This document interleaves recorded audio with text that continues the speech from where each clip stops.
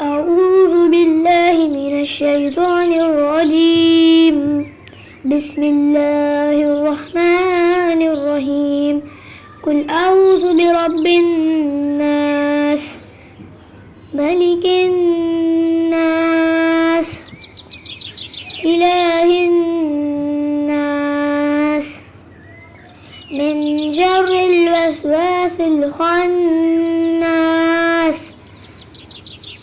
الذي يوسوس في صدور الناس